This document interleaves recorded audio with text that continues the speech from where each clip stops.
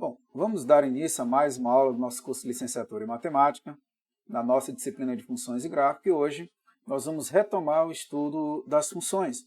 Na aula passada nós falamos sobre função afim, a sua definição. Já na aula de hoje nós vamos falar do valor de uma função afim, vamos mostrar também como determinar a função afim a partir do seu gráfico, saber quando tiver duas funções afim ou do primeiro grau, como identificar o ponto de interseção. Precisamos também saber o zero desta função afim. Além do mais, nós temos a interseção da reta com seus eixos, crescimento e decrescimento, e por último, o estudo do sinal. São estas coisas que a gente vai tratar na aula de hoje. E para dar início à aula de hoje sobre funções, sobre função afim, vamos aqui ao valor de uma função afim. Vamos tratar através de um exemplo.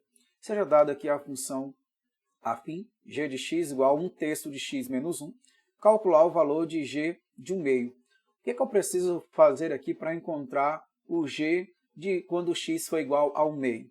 Basta substituir o valor de x por 1/2. Neste caso, eu teria o quê? O g de 1/2 é igual a 1/3 vezes o valor de x, que é 1/2, menos 1. Então, multiplicar aqui 1 vezes 1 dá 1, 3 vezes 2 dá 6. Posso tirar o MMC de 6 e 1. E teria o quê? 6 por 6 daria 1, vezes 1 dá 1, menos 6 por 1 dá 6, vezes 1, 6. Portanto, o g de 1/2 seria igual a 1 menos 6 dividido por 6, cujo resultado é igual a menos 5 sobre 6. Portanto, o g de 1/2 é igual a menos menos 5 sobre 6, ou 5/6. Vamos para outro exemplo. Dada a função afim f de x igual a x mais b, e conhecendo o f de menos 1 igual a 7 e o f de 4 igual a 2, calcular a lei de formação dessa função, ou seja, qual o valor de a e qual o valor de b. Como ele me deu, o f de menos 1 é igual a 7 e o f de 4 é igual a 2. No lugar onde eu tenho um x na função, eu vou substituir por menos 1 e também por 4. Ao substituir por menos 1, o f de menos 1 ficaria a vezes menos 1 mais b igual a 7, e o f de 4 ficaria a vezes 4 mais b igual a 2. Então vejamos, fazendo essa substituição, o f de menos 1 seria igual a quê? O f de menos 1 é 7, igual a vezes menos 1 mais b, você tem a primeira equação. Já para a segunda equação, da mesma forma, 2 seria igual a vezes 4 mais b. A partir dessas duas equações, eu posso formar um sistema. E neste caso, o sistema seria formado por menos a mais b igual a 7 e 4a mais b igual a 2. Eu vou multiplicar a primeira equação por 4. Ao multiplicar por 4, você teria menos 4a mais 4b igual a 28. Ora, se eu somar membro a membro, menos 4a com mais 4a dá igual a 0. 4b com b dá 5b, igual a 28 com 2, que dá 30. Portanto, 5b é igual a 30. Se 5b é igual a 30, você descobre que o valor de b é igual a 6. Pega esse valor de b, substitui na primeira equação, você teria menos a mais 6 igual a 7. Passa o 6 para o segundo membro, você ficaria com menos a igual a 1, cujo valor de a é menos 1. Portanto, o f de x é igual a quanto? A ax mais b, ou seja, é o valor de a que é menos 1 vezes x, ou apenas menos x, somado com o valor de b, que é igual a 6.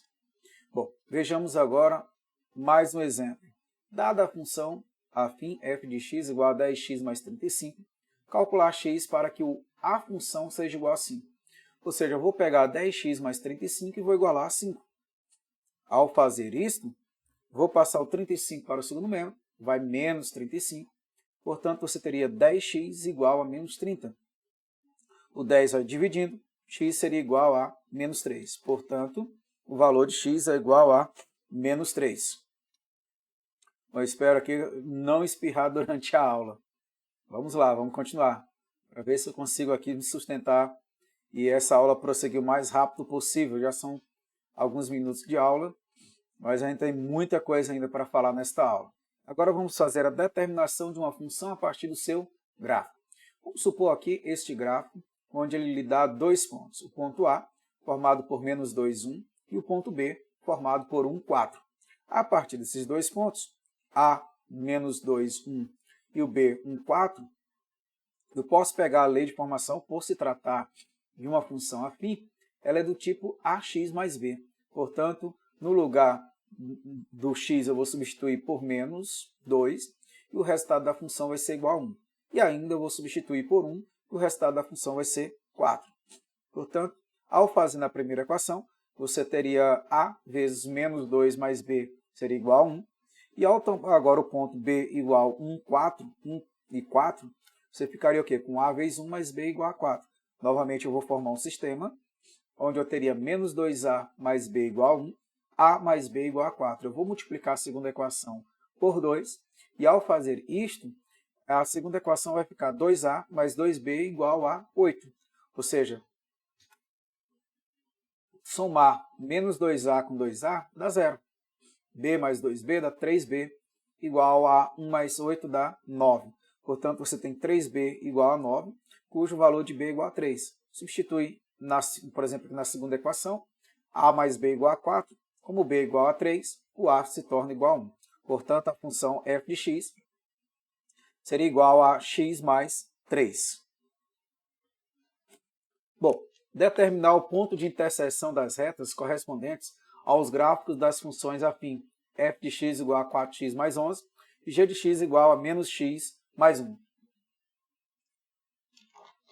Como ele quer determinar o ponto de interseção, nós precisamos ver que a função f de x ela tem que ser igual a g de x, ou seja, 4x mais 11 é para ser igual a menos x mais 1.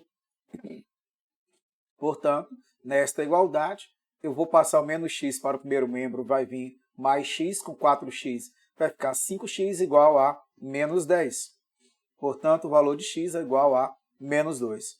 Assim, o ponto de interseção acontece para f de menos 2 igual a g de menos 2, que tem que ser igual a, aqui eu já coloquei 3. Por quê?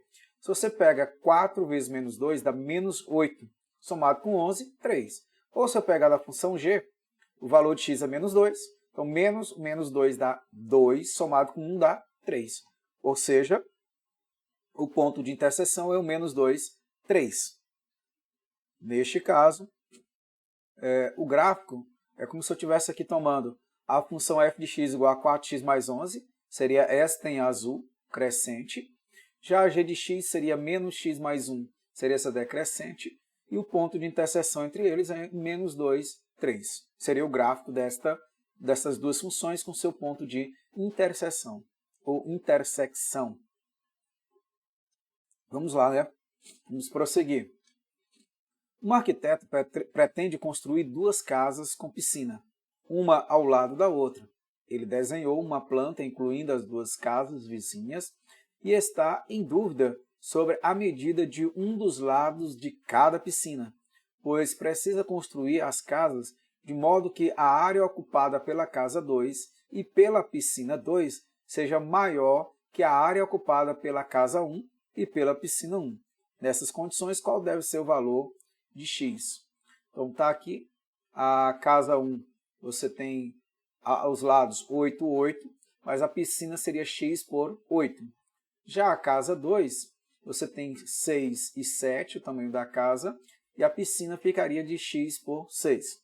Olha, a partir dessas informações eu posso ter duas funções. A primeira, a área ocupada pela casa 1 e pela piscina 1 seria dada por quem? Primeiro, a área dessa piscina é a metade aqui, ó, na casa 1. É a metade de quem? De 8 por x. Então, você teria o quê? 8 vezes x dividido por 2. Mais a área da casa, que é 8 vezes 8, que já se trata de um quadrado. E isso me dá o quê? 8 dividido por 2 aqui vai dar 4x mais 64. Esta é a área da casa, da área com respeito à casa 1, tá? E a piscina 1. Já com respeito à área da casa 2 com a piscina 2, você teria aqui 6 vezes x, que seria a área da piscina 2, mais a área da casa, que seria 6 vezes 7, que dá 42. Portanto, você teria 6x mais 42. E neste caso, o que ele coloca aqui de importante? Ele deseja construir uma casa com a piscina uma ao lado da outra. Ele desenhou uma planta incluindo as duas casas vizinhas e está em dúvida sobre a medida de um dos lados da piscina, pois precisa construir as casas de modo que a área ocupada pela casa 2 e pela piscina 2 seja maior do que a área ocupada pela casa 1 e pela piscina 1. Então, neste caso, ao igualar esses valores aqui, você já vai observar que pela casa 1 já ter aqui uma parte que vai ficar sem ser construída. Se eu igualar as duas funções, você vai perceber que o valor de x é igual a 11. Mas aí, nesse caso, como ele quer que a de 2 seja maior, você vai apenas colocar aqui que o x tem que ser menor do que 11. Ok? Desculpe. Aqui o x vai ter que ser maior do que 11. Tá bom? Por quê? Ao resolver a igualdade, você tem que 6x mais 42 tem que ser igual a 4x mais 64. Ao fazer isto, nós concluímos que 6x mais 42 tem que ser maior do que 4x mais 64. Como eu não cheguei nesse ponto crucial, eu apenas vou dizer que o x igual a 11 determina que essa casa 2 e piscina 2 vai ser igual à casa 1 piscina 1. No caso, para que a área da casa 2 piscina 2 seja maior, basta que o x seja maior do que 11. Prosseguindo. Zero da função afim. O zero da função afim é aquele ponto onde a função faz com que o seu resultado seja igual a zero. Então, se você pega na função afim do tipo ax mais b, é só escrever aqui, se você pega uma função f de x igual a x mais b, se você iguala esta função a zero, você vai descobrir que a função vai ser aqui, o f de x ou y vai ser zero, e o valor de b vai ser menos b sobre a. Mas como saber isso? Primeiro, eu vou pegar a função igual a zero. Segundo, mas quem é a minha função? Ax mais b igual a zero. Passo o b para o segundo membro, vai menos b, e o a que está multiplicando vai dividindo. Portanto, o valor de x menos b sobre a. Este é o ponto, é o valor de x que torna a função igual a zero. E com respeito à intersecção da reta, a gente acabou de ver que quando a função for igual a zero, o ponto a qual a reta toca o eixo x é o menos b sobre a, zero. Então, no zero da função, você tem que o gráfico da função toca o eixo x em menos b sobre a, zero. Ou seja, aqui é onde você tem que tornar a função igual a zero. Já um outro ponto é quando toca o eixo y, ou seja, a interseção com o eixo y acontece em quê? Em b. Por quê? Se você pega a função f de x e coloca o x igual a zero, você vai ver que o f de x se torna apenas igual a b. Então, são os dois pontos onde você vai ver que o gráfico toca o eixo x e y. Ok? Vejamos, continuando. Então, vamos aqui para a análise do gráfico da função afim. Vamos determinar o zero da função f de x igual a x menos 4/3 e o ponto onde a reta intersecta o eixo x. Neste caso, o que nós temos é a seguinte coisa. Determinar o zero da função é igualar a função a zero. Passo menos 4/3 para o segundo membro, nós descobrimos que o x é igual a 4/3, ou seja, o ponto onde vai intersectar o eixo x é em 4/3, zero. Bom, e aí o gráfico fica bem claro quando você faz essa substituição do ponto. Mas uma outra coisa importante, seria interessante saber, deixa eu ver se eu consigo aqui dar um pontinho aqui. E esse ponto aqui, quem é ele? Para saber quem é esse pontozinho aqui, basta tomar o x igual a zero. Você vai em vez de ter menos 4/3, ou seja, esse ponto você pode escrever como sendo 0 e menos 4/3. É onde toca o eixo y. Bom, uma outra coisa importante que nós temos que tratar nessa aula é a respeito da identificação através da função, saber se a função ela é crescente ou decrescente, ou seja, qual o espaço de crescimento ou decrescimento desta função. No caso, na função afim, nós só temos duas situações, ou ela é crescente ou ela é decrescente. Neste caso, para ser crescente, observe que à medida que o valor de x cresce, o y também vai crescendo, ou seja, f de x é crescente, quando aumentarmos o valor de x, os valores correspondentes de f de x também aumentaram. Já para saber quando ela é decrescente, à medida que o valor de x vai aumentando, o valor de y vai diminuindo. Portanto, f de x é crescente. Quando aumentamos o valor de x, os valores correspondentes de f de x diminuírem. Bom, um exemplo aqui, você tem f de x igual a menos 3x mais 6. A primeira coisa que eu vou observar é que o valor que está multiplicando o x, ele é negativo. Portanto, se o a é negativo, a função ela é decrescente. Bom, e aí você vai observar que nessa função decrescente, aqui eu tenho o ponto onde a função toca o eixo x.